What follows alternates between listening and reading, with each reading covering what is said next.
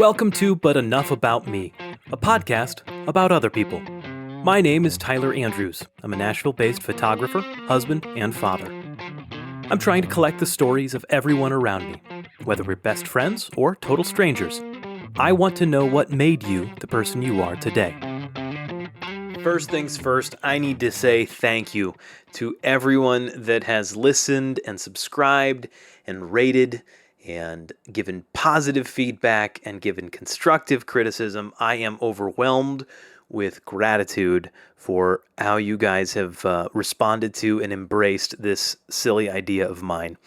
I hope you guys are, whether I hear from you or not, I hope you're getting something out of this. It sounds stupid to say, or sounds cheesy to say, not stupid. It sounds cheesy to say, I hope that something I'm doing is blessing you in some way. But that is the truth. I really hope that I'm not the only one getting something out of this. I love hearing people's stories. It makes me a better human to learn people's stories, and I hope that it does that for you guys as well.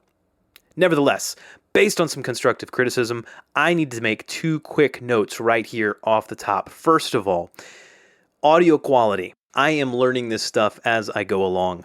And we started with a bunch of borrowed gear from different friends and my dad, and gradually I have purchased gear and replaced things and have now what I consider to be my current stable setup. What you're hearing right now should be, in theory, the audio quality for everything henceforth and forevermore.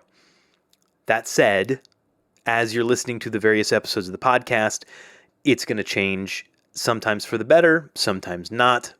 I apologize. Bear with me. It's getting better, I promise. By episode 7, it should all sound more or less exactly like what you're hearing right now. The second thing I need to address is the questions at the end of the podcast. With Crystal, and again today you'll hear, and really with everybody I talk to, I always ask them the same 3 questions at the end. And yes, it's a direct rip-off of Inside the Actor's Studio, but the idea being I'm trying to ask broad enough and big enough questions that there's room for conversation, but what I'm on the hunt for is the universal human experience, the things that we consistently experience, and you will hear from different people from different parts of the world, from totally different experiences in life. I'm trying to find those commonalities, and differences too, but really the goal is the commonalities. Today's story begins on the other side of the world. This is a heavy story, dealing with a lot of heavy topics, like racial and religious and cultural hatred, and even genocide, civil war. It gets really intense, but it doesn't stop there. My guest lives here in Middle Tennessee, in Murfreesboro. He has a wife and 5 kids. He's a pharmacist with decades of experience, and now, as of 2015, he started an organization called the Murfreesboro Muslim Youth. This is a volunteer civic organization not associated with a specific mosque or anything like that, because what they're trying to do isn't specifically religious in practice. They're trying to help their community and walk out the faith that they have. They're serving all over Middle Tennessee. Just a couple highlights back last year, 2018. They handed out over 3,000 cans of food, delivered over 3,000 school supplies to kids, had over 150 activities and events that people could go to. Their current big push is something they're calling 50 for 50. It's an attempt to have 50 community service projects in and around Murfreesboro and Middle Tennessee to honor the 50 victims of the Christchurch massacre in New Zealand from just a few months ago. If you would like to help and connect with the Murfreesboro Muslim Youth, you can do so at their website, murfreesboromuslimyouth.org. Again, that's murfreesboromuslimyouth.org. It is my very great pleasure to introduce you to my good friend, Abdou Kattih. Anyway, Abdou, thank you so much for coming and being willing to do this. This is a That's a big deal for me. I love this. Thank you. You're welcome. I just want to know your story. Where are you from? Was born in Idlib, Syria, in the Middle East. It's a small city, about 20 kilometers from Turkey borders, Okay. up north. It's a city on the news lately everywhere. And just in case this doesn't get published for a while, why is it on the news right now? The civil war, that's the only provision of the country that's still held by the revolution. Wow. Do you have a bunch of family still there? I do. They okay? Yeah, I think so. It's as good as it can be. Right. Man. Tell me about your folks. Like family or Yeah, my family? Your parents. My dad is a teacher. He taught Arabic to start with in Syria. Then he moved to teaching, basically methodology of teaching. Ooh. And then he moved to the United States about 25 years ago to Corpus Christi, Texas, where he was teaching Arabic, and he also was he helped establish the Islamic Center in Corpus Christi. Corpus Christi, Texas. And then from Corpus Christi, he got another job in Chattanooga, Tennessee. So he moved to Chattanooga, and then he retired in Chattanooga. And then he came with us to Murfreesboro. We moved here, and he lives here now. Did you move with him when he moved to Corpus Christi? I visited Corpus Christi. I never lived there. So I at the time I was in Syria still, finishing my studies, and when I finished, he was already in Chattanooga. So I came to visit him a couple of times in Corpus Christi. We're talking about early 90s. Okay, yeah. When were you born? I should start with that. 1974. When did your dad move here, roughly? You said early 90s? 92? 92. 91, 90, somewhere in the early 90s. Okay. So let's slow down. Before we get to that, okay, let's back up. Tell me about young life. Where are you and your family? Do you have siblings? I am actually almost in the middle. We're a total of 6. Okay. I have 2 older brothers, 1 older sister, and another older brother that passed away about 20 years ago, and then a younger sister. So 2 sisters, 3 brothers, and me. Nice. Are they all, age-wise, are they all pretty close? No. We 6 kids, you can't be that close. My oldest is 13 years older than me. He's in Tampa. Oh, my goodness. Okay. The next one is over in Chicago. He is 9 years. My sister is in Syria, and she's married there. She's a teacher at the university, and she's 8 years older than me. Then my younger sister is 2 years younger than me, and she lives here in Murfreesboro. But you guys are spread out. We are. We are. I haven't seen my sister in almost 13 years. Oh my goodness. And I've never seen her kids. Oh my goodness. And I'll probably hopefully I will, but I don't think we will. That's crazy. Just because of the war, you don't think you will? She can't come to the United States because she's not a citizen. They don't, with all the restrictions, they're not going to issue her a visa. Yeah. And I guess for you to go back over there would be a bad idea. Yeah. Goodness. Okay. So tell me about, before we get into the heavy stuff, tell me about life in Syria in the early 80s when you were young, elementary school. We have to really talk somewhat about the city. Okay. The city is kind of, to put it in perspective for people here, it's kind of bell buckle. Okay.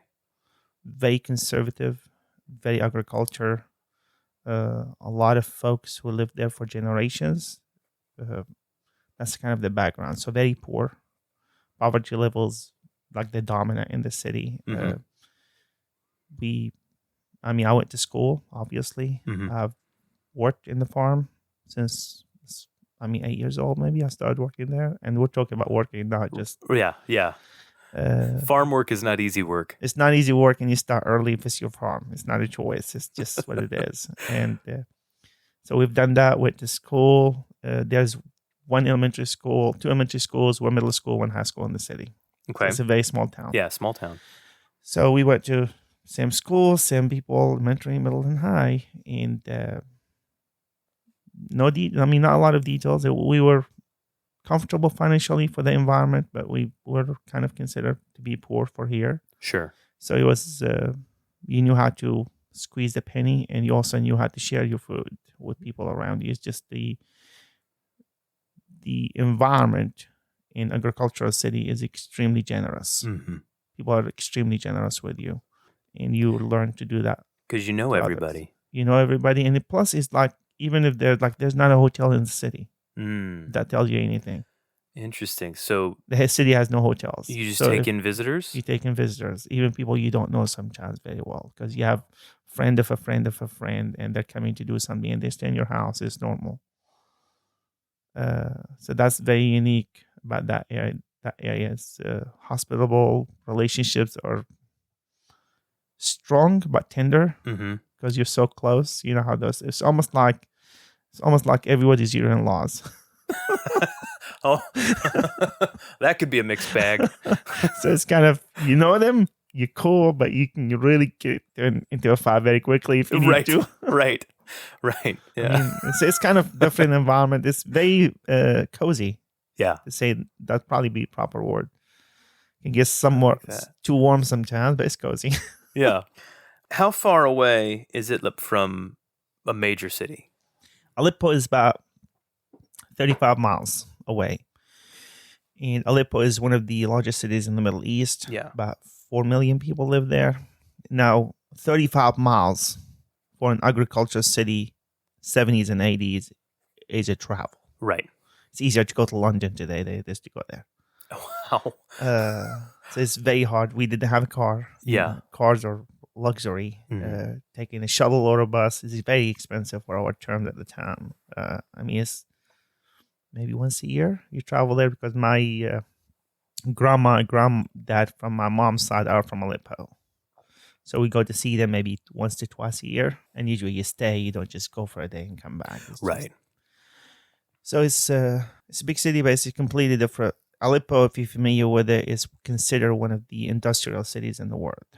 It's the Silkway, if you heard of the Silkway historically. Silkway was like the main economical growth road between China and Europe. Oh, yes. Yeah. Aleppo was the center of that. Okay. Oh, so really? Every traveling caravan has to go through Aleppo and has to stop in Aleppo. It's got the largest covered market in the world. That sounds exciting. It's completely covered in a segregated market, kind of different. So each section sells one thing. Huh. So you have the rope market, for example. Place just sells ropes. It's all what they sell. That's crazy. And it's like you're talking about everything you can think of. Yeah. There's a section for it. And it's like 50, like there's a gold market. Like literally like half a mile road with just gold. So how do you determine who you want to buy your gold from if there's 50 different people all selling the same thing? I've never bought gold. I don't know. I didn't have to face that dilemma. Yeah, you and me both.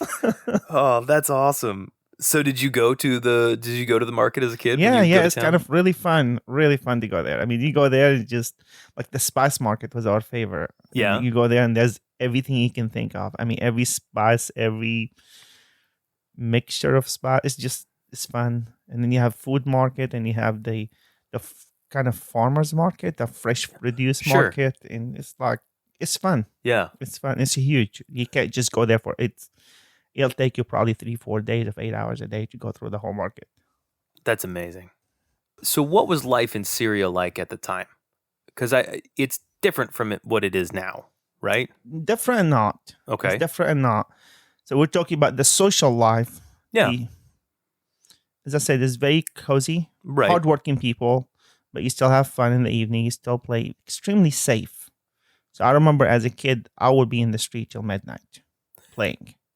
And that would not pose a problem. Right. You knew everybody within 6-7 blocks from your house. Sure. You knew every child, every parent, and they're your parents. So if you have a problem, I can easily run into any house and they know who I am. And, they have a fruit tree. I can go there and eat from it, and I probably won't get attacked by nobody. So it's kind of, you have a larger community around you. Then you have your relatives, extended relatives. So it's very close network. Yeah.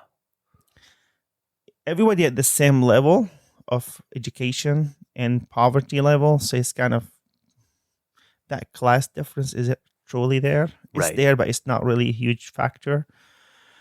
The the city itself, the community is supportive Mm-hmm. to a big extent. So it's like, and it could be a mixture of both faith and culture. Mm-hmm.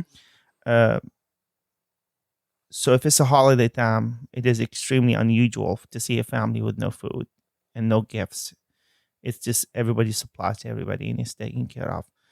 The other part that's really surprising to a lot of people is extremely humbly diverse. So we have a huge church in the town, and it's got a school, Mm-hmm. a Christian school, Okay. and a lot of our Muslim kids go to it. Interesting. And a lot of the Christian kids go to Muslim schools. Yeah, that wouldn't I'm happen talking in about America. religious. No.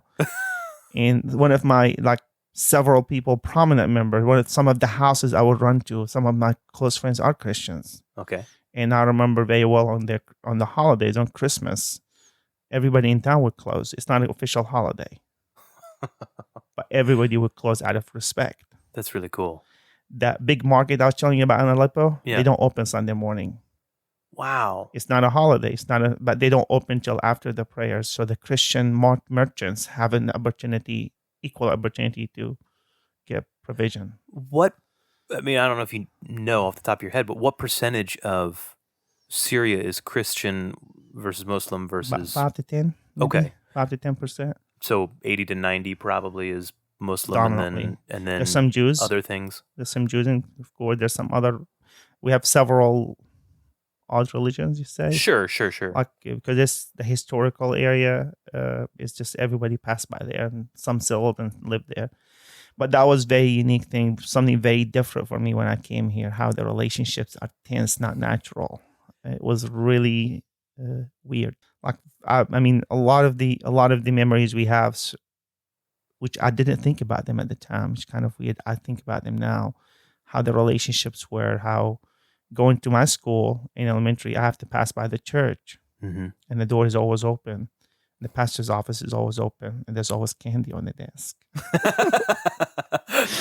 And we can go in and get the candy anytime we want to, and that's fine. And the same with the mosque. A lot of our Christian friends was, hey, we need to study. Can we meet at the mosque? And they'll come sit in the mosque with us, and we'll study.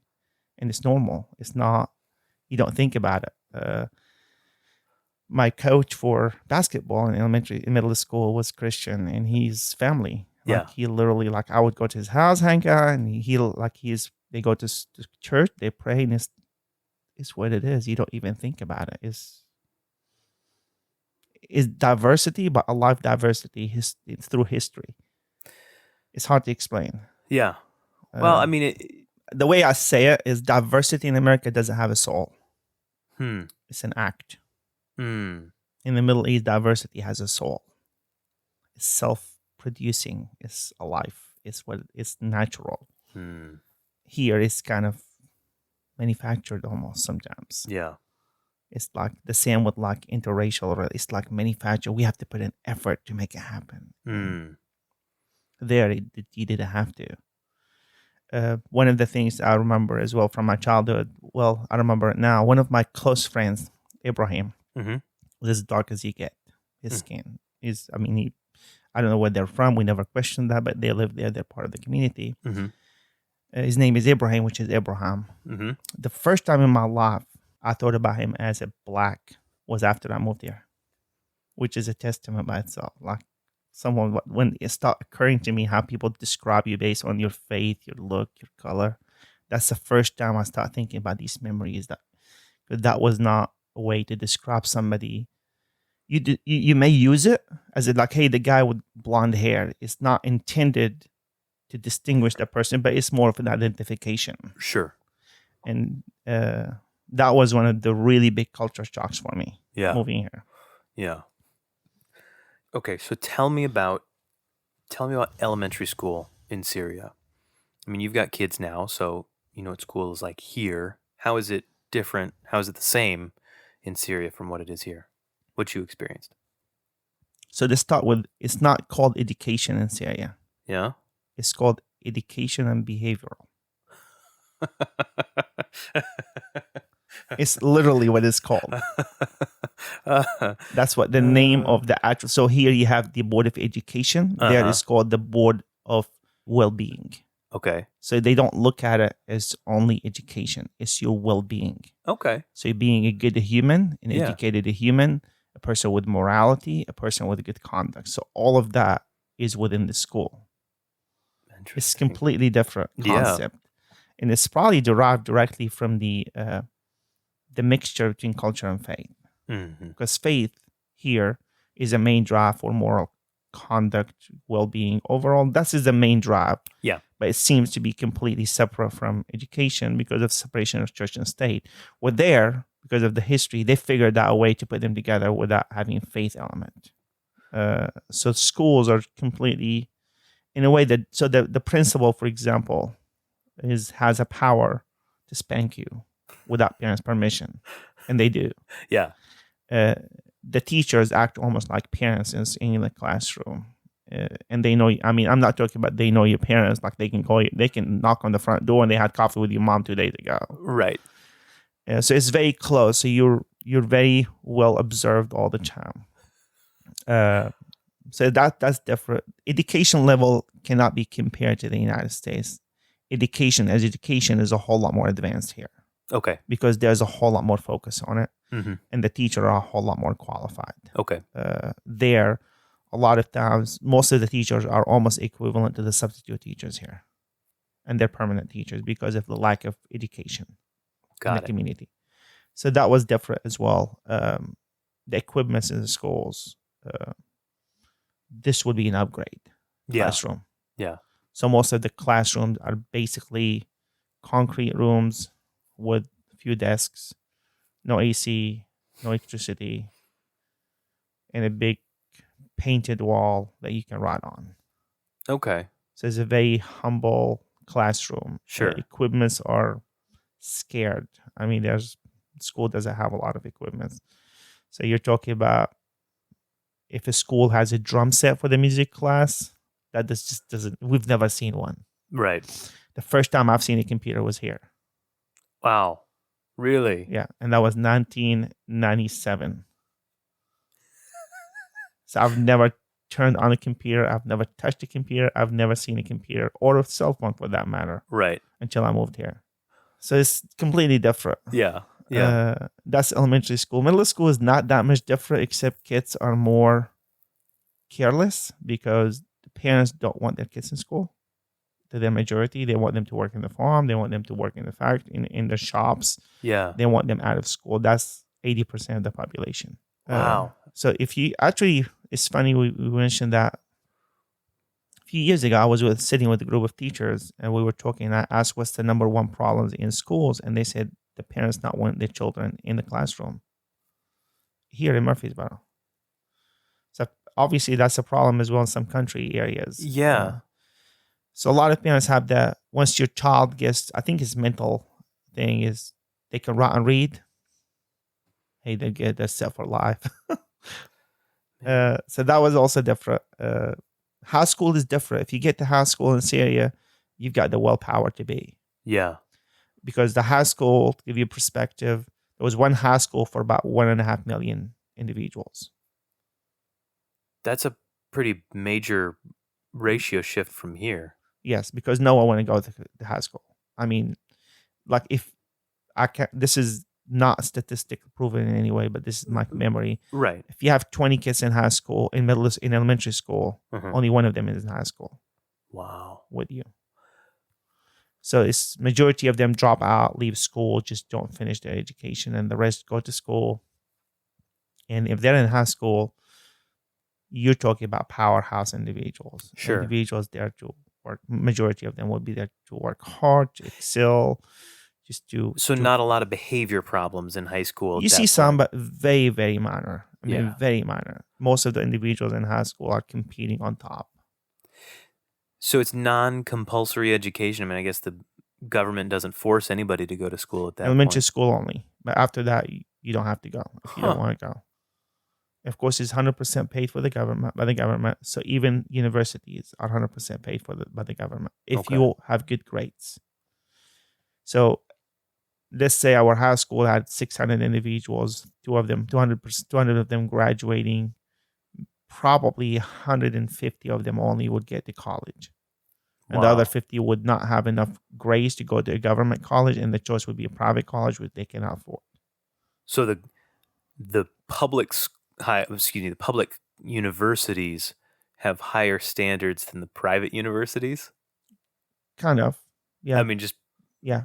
Even grad schools are free if you excel in non-grad, in undergrad. wow. So you can go to med school. Like in my case, I went to pharmacy school, didn't pay a penny. So A to Z, but the only thing is, think about it here. If your GPA 3.7 and up, you have free ride. Huh. If we do that here in a way, it's like 3.7 GPA, you have free ride until you finish grad school. Right. Which would make sense. Yeah. I A mean, if you lot want to be of there, kids have high grades and they can't go to. If they go to college, they're kind of tied in loans for the rest of their life, and they cannot build their future very quickly. But on the opposite of that, it truly kind of help you get a kickstart in life, because you're finished. I graduated pharmacy school at 22, okay, which would have been 96. 96. Okay. So 20 years old, done with undergrad and grad and graduate with zero debt. Just by way of getting my brain around a completely different culture and a different country, tell me about pop culture in Syria. In Very the similar. 80s and 90s. There are certain artists, like if you walk into school, it's playing everywhere. Yeah. Music is on the street. They're everywhere. Festivals are mostly centered around agriculture, but there's still events and activities you can go to. Sports are a big deal, especially soccer, but it's very primitive equipment, so there are no fields, there was no basketball court, but we still played. We figured out how to do it.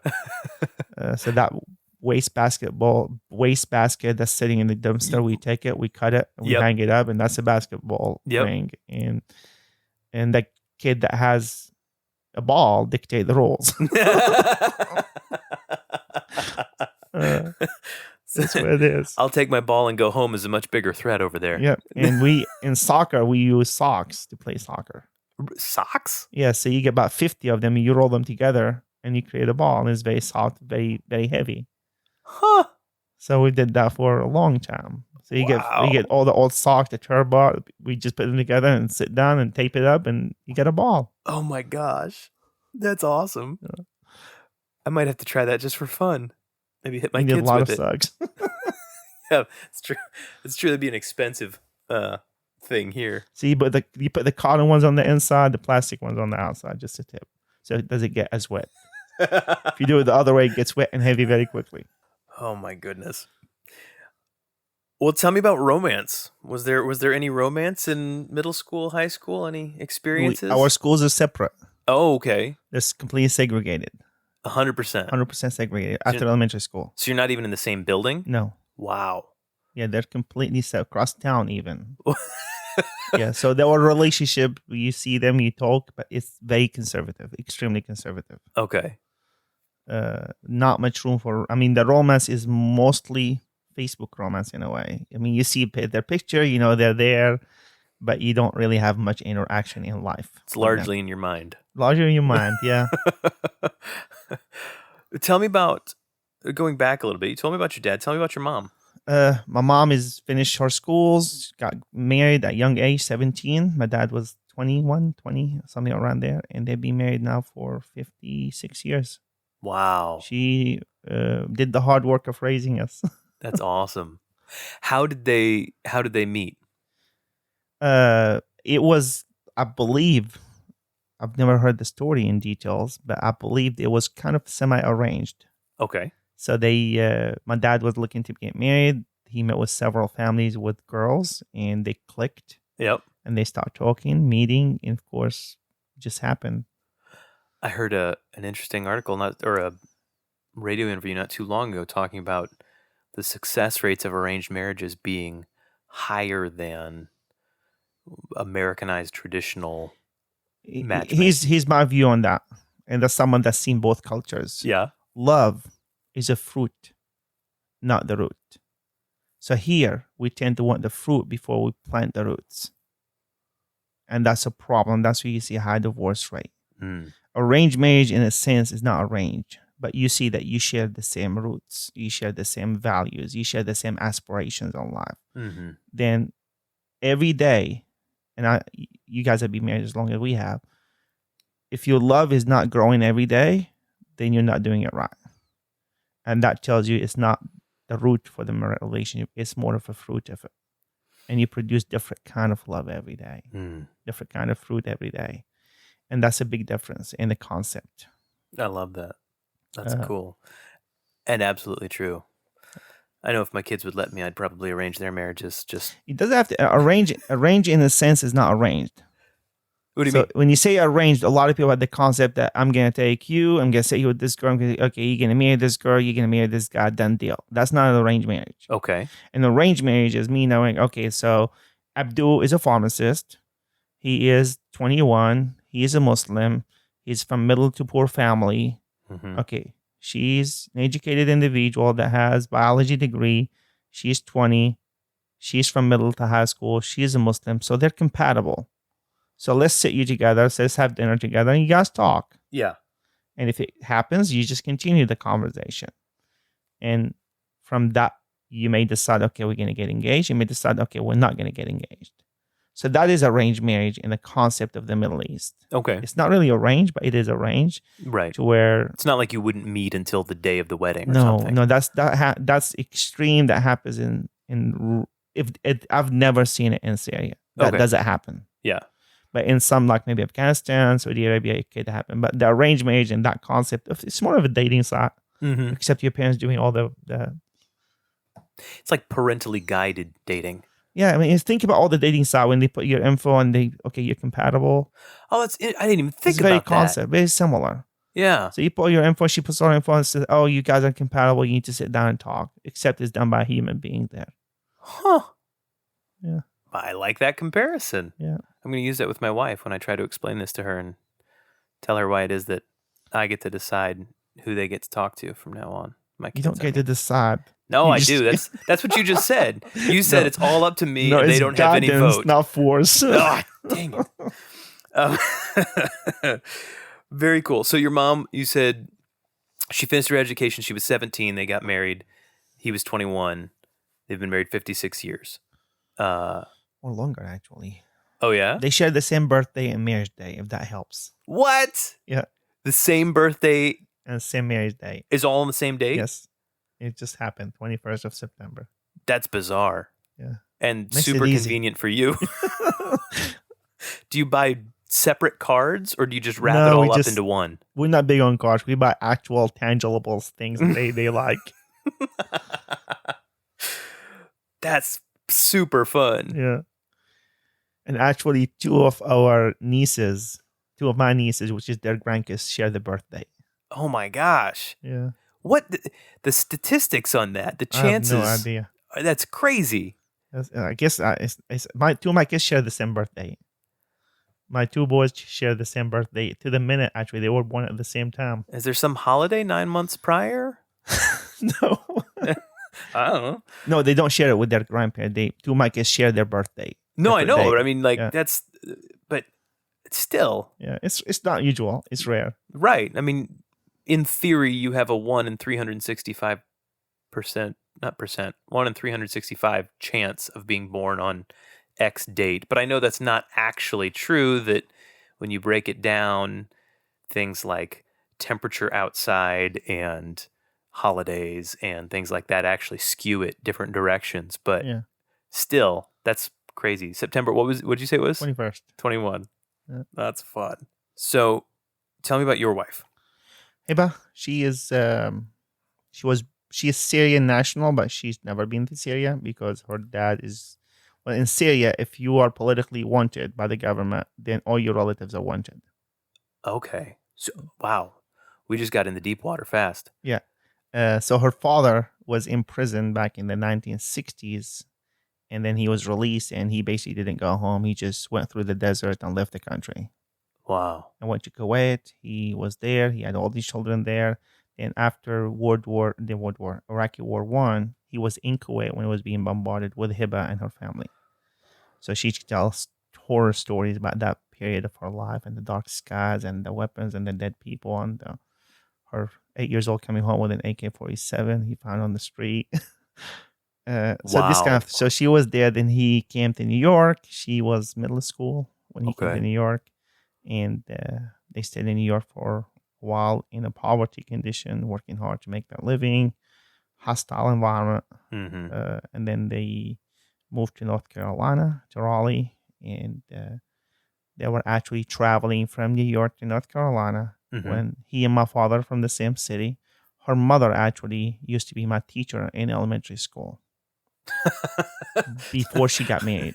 Small town, small world. But she's never been to Syria. So her dad is traveling. He heard my dad lives in Chattanooga, and he called him. He said, "Can we meet?" And he invited him to dinner, like the hospitality we Right. talked about. Said, "You're gonna stop by, have dinner on your way to North Carolina. I'm at work. I'll walk in. There's this gorgeous girl sitting in the living room, having dinner in our house." And I'm like, "Who are these?" And he introduced us and so forth. And a week later, I called her, and I'm like, "Hey, can we talk?" And we talked. And 2 months later, we were married. Wow. So that's a quick story. It's a quick. We can hear the longer version. I like that story. So she's a biology major.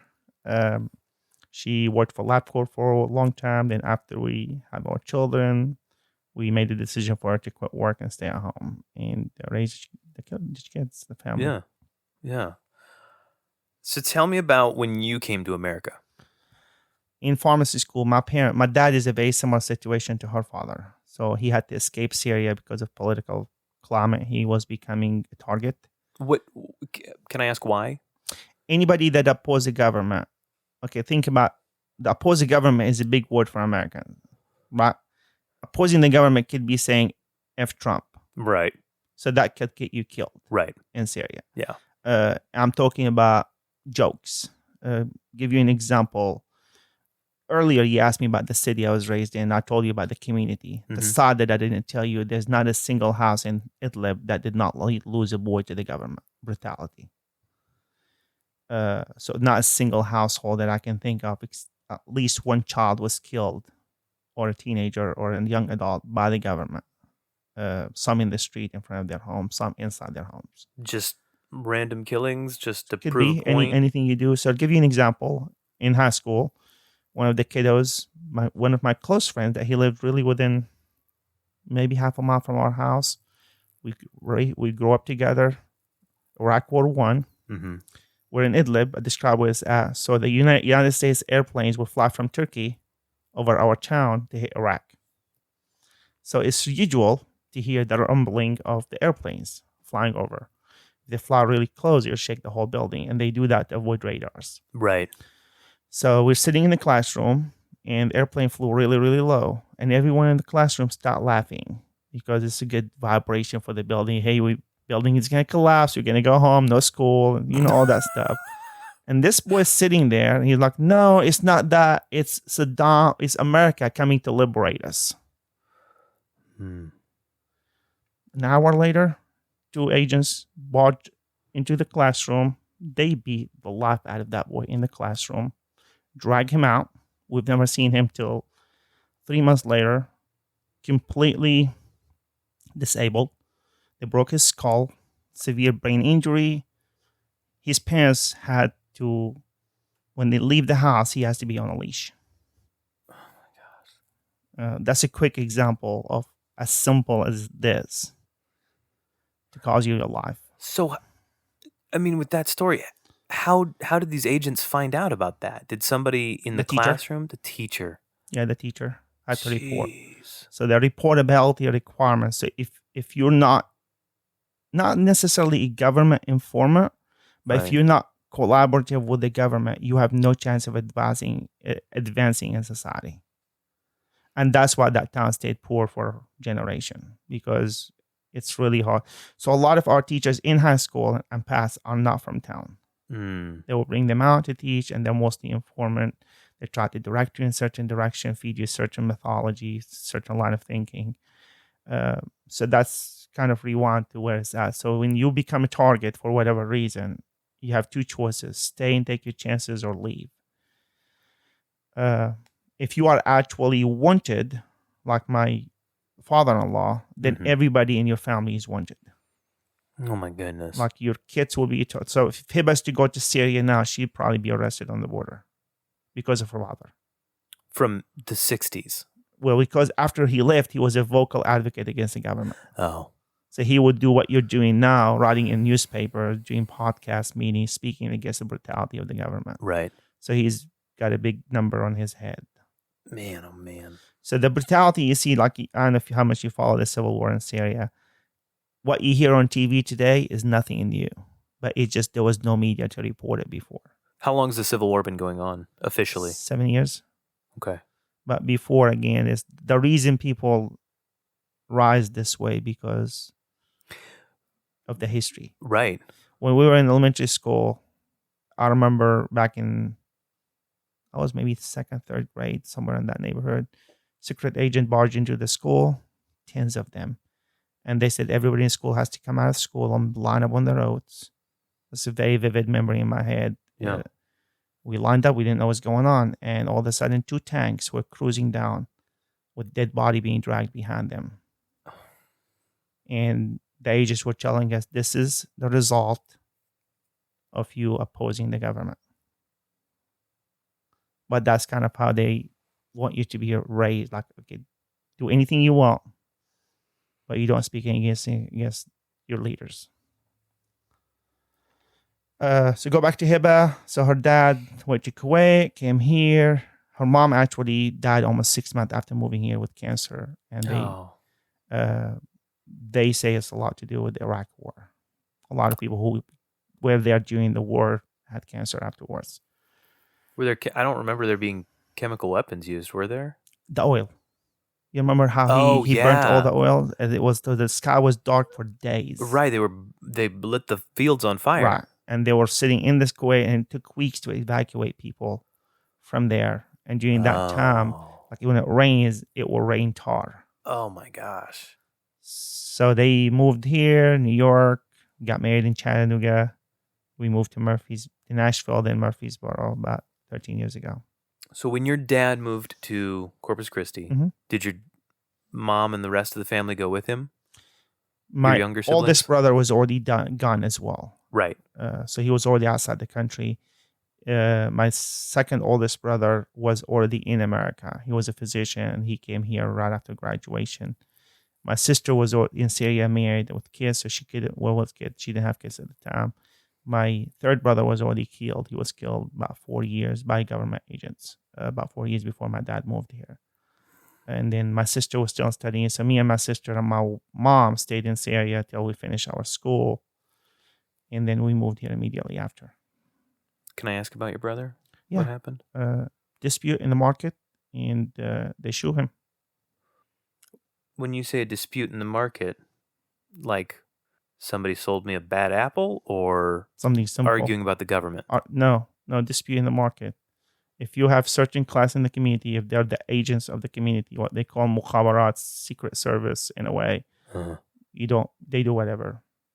I mean, their leaders can go into the university and pick a girl, and she could be your sister, your girlfriend, and they can have her and bring her back next day. That happens often. It's hard to wrap your head around it. Right. Yeah. Yeah. How did the Civil War just start 7 years ago? Man. They tried before, and they wiped the whole city out. Yeah. I don't know if you know the history of that. Back in the 80s, 1979, 1981, there was a similar uprising in the middle of the city. They leveled the whole city and killed about 250,000 people in a week. Does the government present itself as a religious institution as well, or is it? No. It's 100% secular. Okay. No religion at all. Okay. Religion actually is against the government. So if you're religious in any level, Christian or Muslim, you cannot be in the government. Really? Yeah. It's extreme secular. So that's very different from most of the rest of the Middle East, isn't it? No, this is the Middle East. There are no religious governments in the Middle East except for Saudi Arabia. Okay. Most of them are extremely sick. Saddam Hussein was an anti-Muslim. I knew that. But so Saddam Hussein and Hafez al-Assad, the father of Bashar, the current leader, are kind of two parts of the same sock. Right. It's they're identical mentalities. Brutal, non-religious, extreme nationalist, ethnic cleansing, all that stuff. Sorry. No, it's We fine. don't have to dwell on this, but it's a relevant part of your story. It helps makes you who you are. Right. It's in many ways. So the things you saw when you were young, I can tell you stories upon stories upon stories of people I know. It's what it is. I mean, today, the childhood friends I used to play with, I was telling you about earlier, probably 70% of them are dead. Oh my gosh. Yeah. It's life. It's what it is.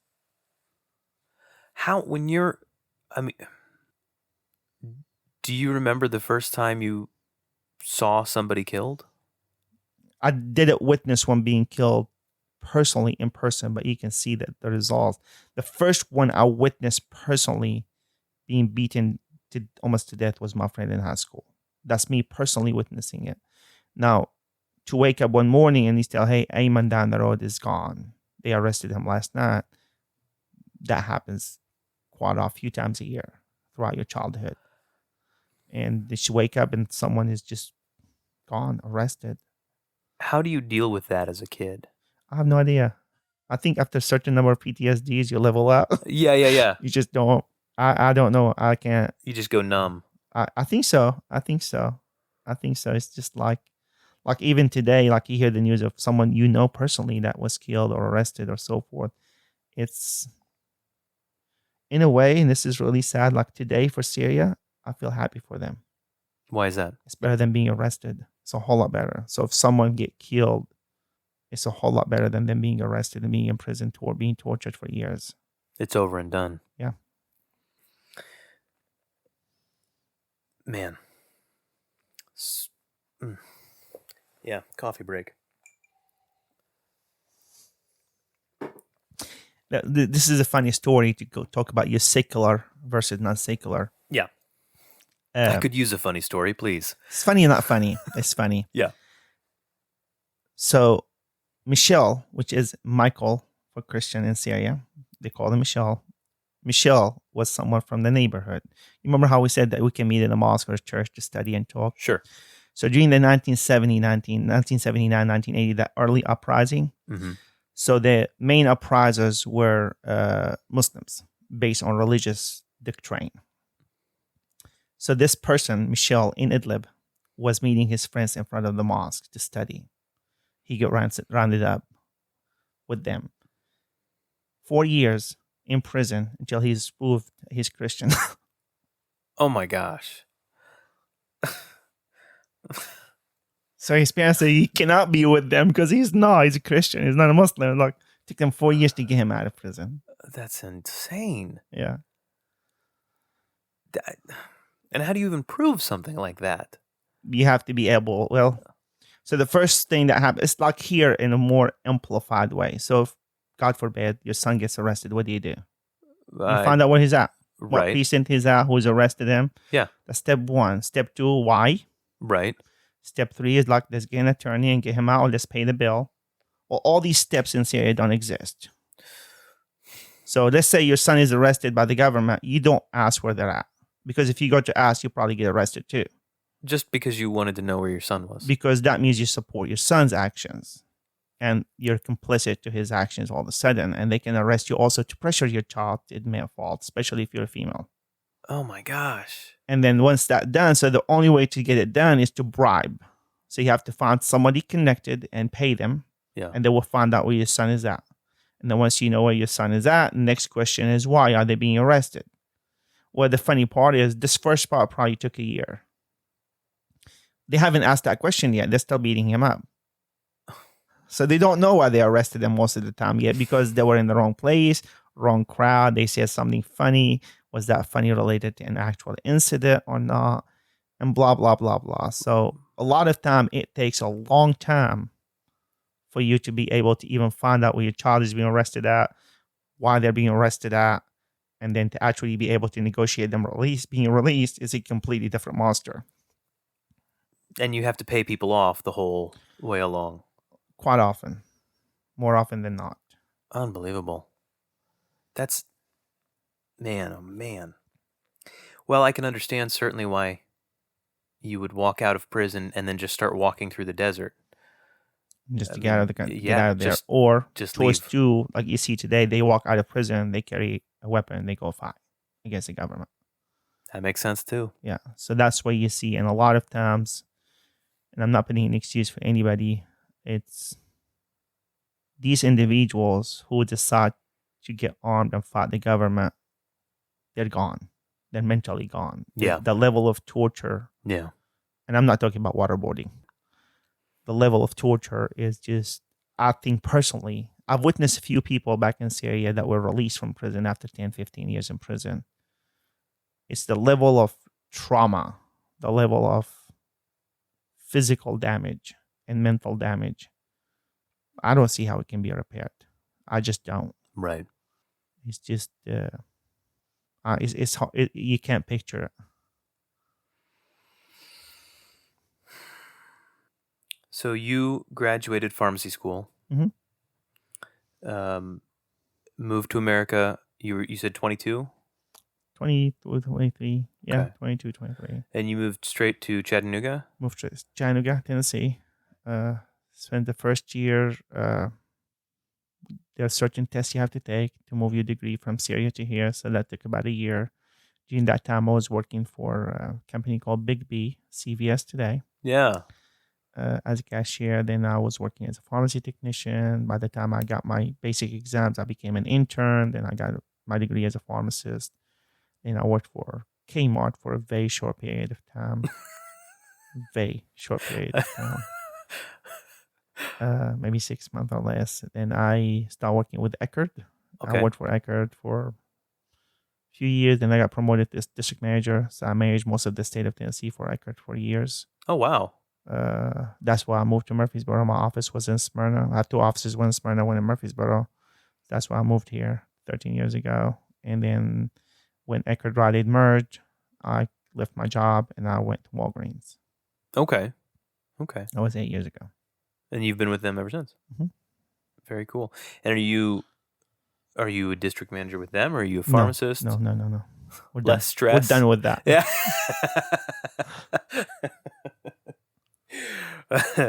Tell me about kids. I've got 5 kids. The oldest, Samar, is 16. Omar, he's the reason we know each other. Yep. Our kids are friends. And then my daughter, Sana, she's in the middle. And then Yamin, he is 6. And Yazan, who's a baby. Your daughter's age. Yeah, that's right. That's right. That's so fun. It feels so strange. Maybe, I guess it's just kind of how life is. It feels so strange to talk about our kids and being similar in any regard after the stories you've just told me.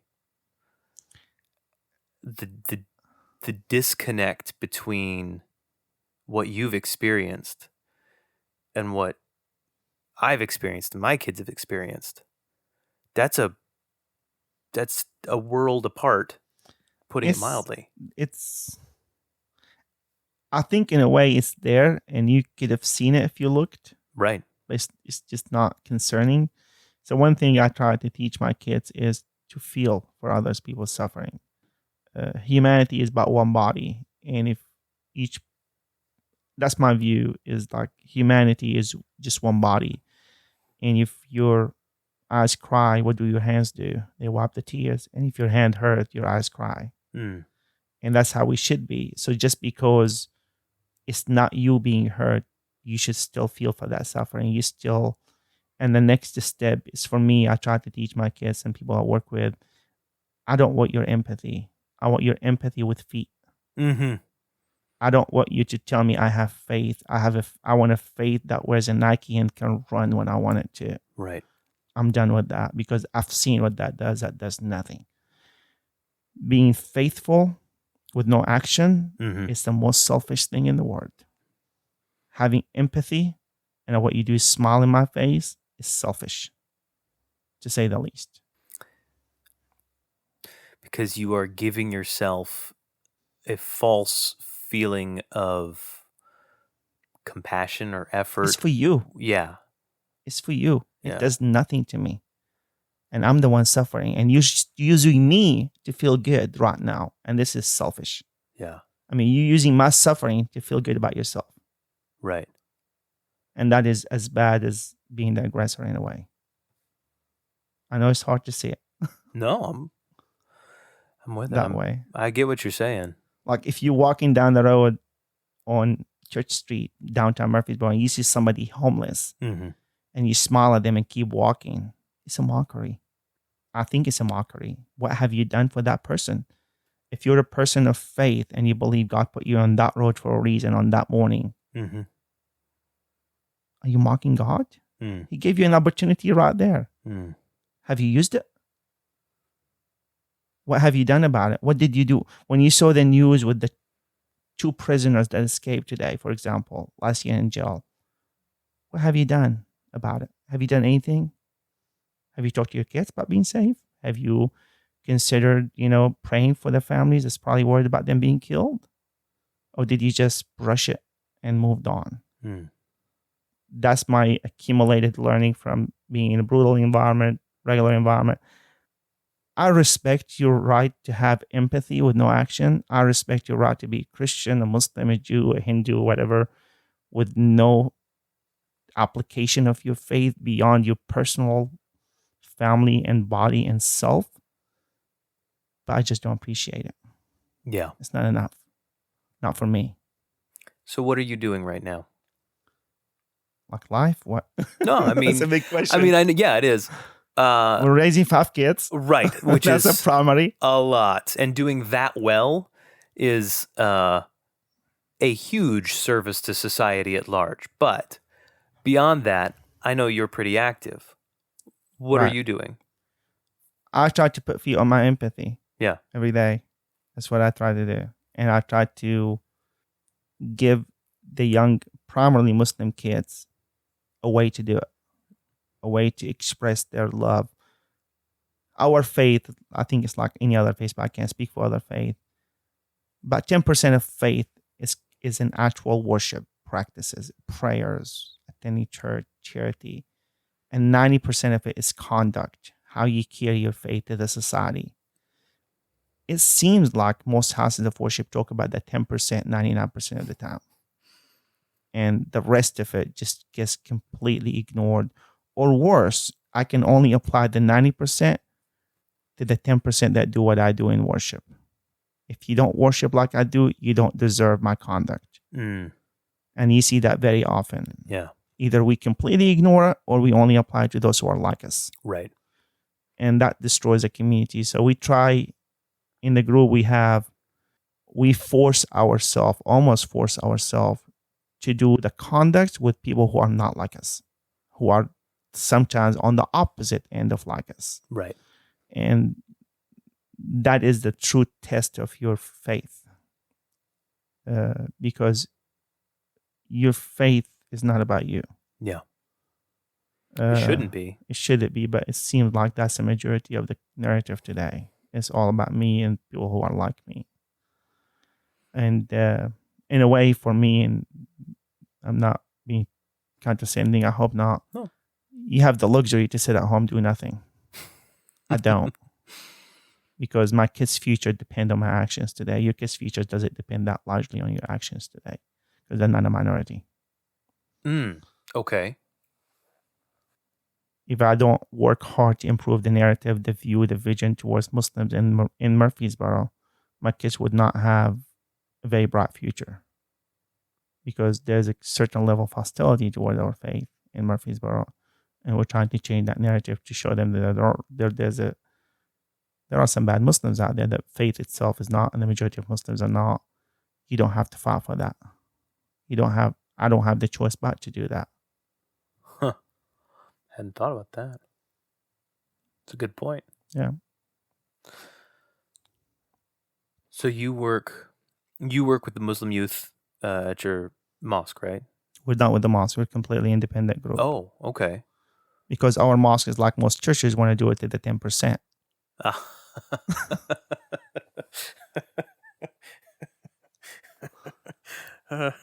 I'm being honest. There's an honest critique. Yeah. Okay. So it's a separate organization. Yes. Okay. Interesting. Yeah. I didn't realize that. Yeah, we've been separate for 4 years. Okay. And how do you, I mean, this is not the word I want to use, but I don't know of another one. How do you recruit kids in? Just Uh, word of mouth? yeah, usually most of the time, it's young. I mean, you have teenagers. It's hard Yeah. to recruit them for anything. Yes. It's just I try to recruit them to interest. take the trash out periodically, and it's pulling teeth. That's when you do that forcing you were talking about earlier. Yeah, that's exactly right. You want your computer, or you want to take the trash out? Yeah, yeah. One of these things is going away. You pick. Okay, all right. And so your kids are involved in that as well, I assume. Not all the kids. Yes. Well, yeah. But that's one thing we do in my family, my job. I have a full-time job. I work 45, 50 hours a week. I do a lot of the civil activism as well, for lack of other words. So I try to take part of actions that really affect people in our community, usually people who are marginalized most of the time. We take the most simple stuff. It's, as I said earlier, it's not about you having empathy, like the church that was vandalized last month. Right. I know what you're talking about. So people talk about that. What did we do about it?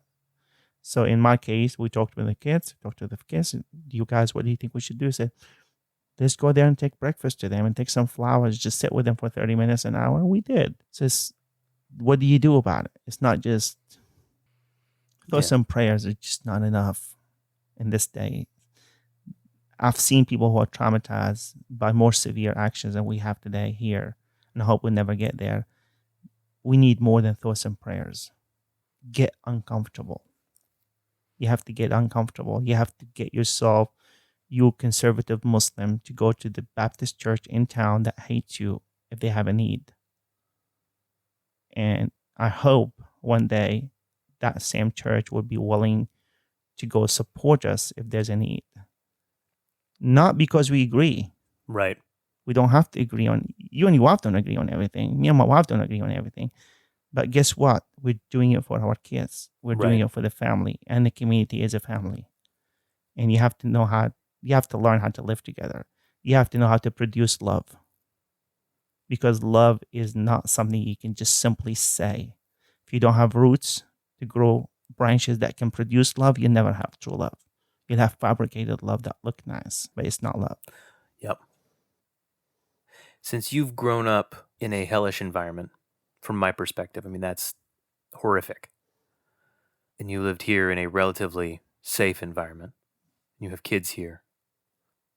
What is the worst case scenario that you're fighting against? What is the thing that scares you, that motivates you to keep going and keep fighting instead of just taking care of your own? This is extreme, but I've seen it. Losing one of my kids to hate. Yeah. I've seen it with so many kids. I mean, we've lost so many Muslim kids in America to hate. And that's a reality.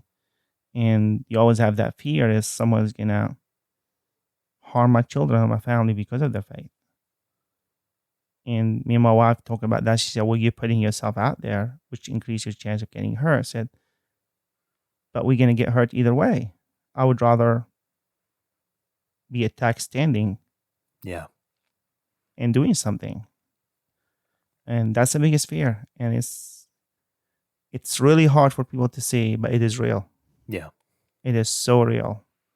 If you sit with a group of our teenagers in Murfreesboro, probably 60, 70% of them have been directly attacked at least once, some with physical aggression in Murfreesboro. And it's changing very, very slowly. And I wish people, like, one of the words I really hate at this point is tolerance. I hate tolerance. I don't want you to tolerate me. I want you to respect me. I want you to respect my difference to you. I don't want you to tolerate my existence. Tolerance is maybe good for mosquitoes in your backyard, but you kill them when they become inconvenient. I tolerate you now because you're not bothering me, but if you bother me, I'm going to kill you. Respect is you keeping your teenager in the house when he's destroying the house, because you have to. He's family. He's part of who you are. And that is not the community we have today, unfortunately. So what's the road away from that? Starts at home, and I can't change people's homes. When you're teaching your kids hate, they're gonna have hate growing up, and it starts with houses of worship, preaching less about hate and more about love, preaching more about them than others, talking against one of the biblical story, the story of creation, is when God created Satan, and when he created Adam, and he told him, "This is my creation." Adam said, "I'm better than him." And God said, "You're casted out from heaven because you're not obeying me. Stop thinking you're better than anybody else. Don't be Satan. We're all Adam. If you're thinking you're better than anybody else in the community, then you're the problem. If you think your mosque is better because you're Muslims, then you're a problem. If you think your Church of Christ or Baptist Church is better because you're whatever you are, then you're not. You just got it wrong." Right. I think starting at home, starting at houses of worship, and then moving to schools, moving your daily interactions. When you hear a joke about Afro-Americans, joke about Muslims, do you correct your kids or do you laugh with them? It's a big question. If something comes out on TV and talking about the mosque that was vandalized or the church that was vandalized, what do you say? You flip the channel to the sport channel? Or do you look at your teenager and you tell them, "Hey, did you see this? This is wrong." And that's where it starts, the change starting to happen. And unfortunately, I should have to say this. It looks like our society thinks it's my responsibility to fix it. Although I don't have the problem, you do. You mean your responsibility as a Muslim? Yeah. It's like everyone thinks the Muslims should do something to improve or change the hate towards them. But I'm not the one hating. Why? I mean, we try our best, but what is your part? Right. What are you doing about it? Have you had a conversation with your children about hate towards Muslims or LGBTAs or Afro-Americans or whatever hate you may have seen or witnessed around you? When you're on Thanksgiving dinner and that one family member talks trash about a certain group in the community, do you tell your kids later on he was wrong? Yeah. Or do you just brush it and keep moving? Yeah. That's where hate. These are the seeds. So we started talking about how love is a fruit. Hate is also a fruit, and it's about the seeds you plant. What seeds are you planting with your kids? If you plant these seeds, you're gonna have hate, and it's gonna will prosper. You will reap that fruit. Yep. What do you regret? What do I regret? Professionally, a lot of things. Some opportunities that passed by me. Locally, one of my personal regrets is not doing what I'm doing today before we build the Islamic Center of Murfreesboro. That's my personal regret. I was spearheading that project, and I wish we would have put 2 years of effort in community building before we announced the building of the new building. I think that would have made a huge difference on the community.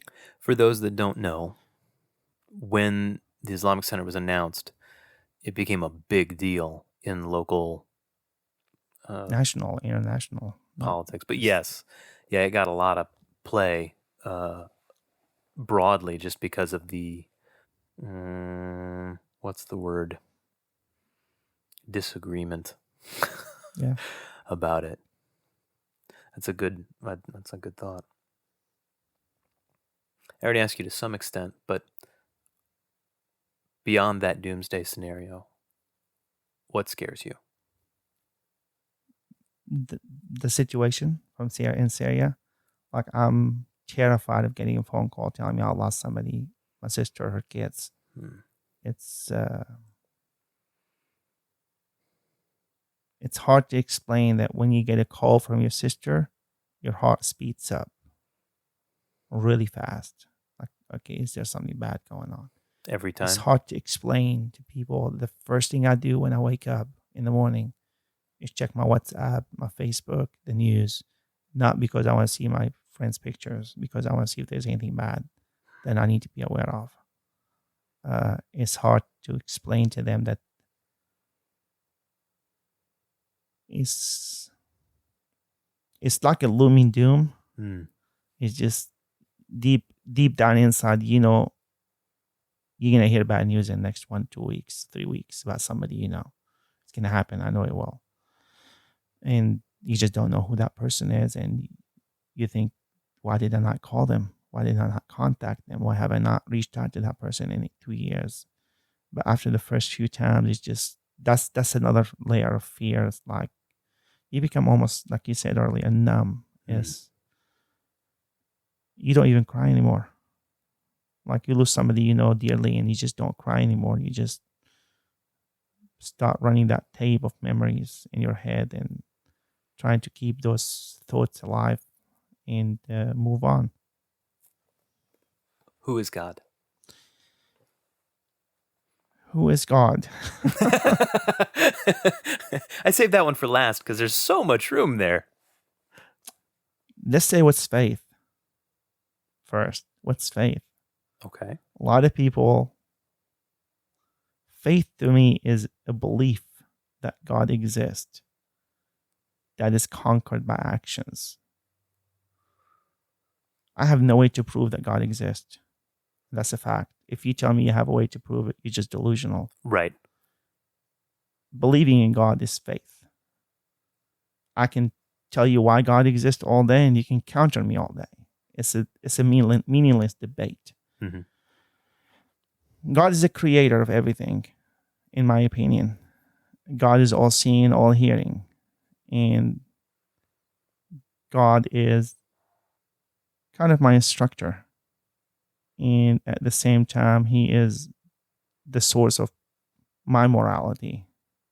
And I think in a way, everything immoral we do is us being rebellion to our parents, God. Mm. Hope that answered your question. It's good enough. Good enough. Abdou, I am so grateful. I appreciate your time. Thank you, thank you, thank you. Appreciate it, man. This is too heavy for your podcast. No, not at all. Not at all. This is perfect. Okay, this is good. perfect. I want real and honest, and anything less than that is wasting everybody's time. Absolutely. So I agree, man. I appreciate it. thank you. You're welcome. Guys, I'm not sure what to say after all of that. I know it was heavy, but man, Abdou's story is so moving and brings to life a part of the world that I have never felt any particular connection to. It puts a face on a tragedy that, as an overused phrase, but it's true. It gives me somebody I can look at and know and go, oh, that's what that is. That's who that is. That's what that looks like. Once again, if you'd like to connect with Abdou, if what he's doing sounds like something you want to be a part of, you can connect with them at murfreesboromuslimyouth.org. If you'd like to see my portrait of Abdou from our interview, you can do that on our website. ButenoughAbout.me is the website. Again, that's butenoughAbout.me. You can also connect with us on Facebook or Instagram. Either one, it's But Enough About Me Podcast. If you'd like to give feedback or leave a review, you can do that in iTunes. I welcome any sort of positive review you want to leave. Most importantly, share the podcast with other folks. Let them know if you have a friend that likes podcasts, if you have a friend that likes stories, if you have any friends, please share the podcast with them. We'll be back here again in 2 weeks. In between now and then, you have a homework assignment. Go find somebody you don't know very well, buy them a drink, and ask them to tell you their story. Listen, pay attention, put your phone on silent. It is an honor to be a caretaker of people's stories like this. Give someone the opportunity to honor you with that same gift. My name is Tyler Andrews, but enough about me.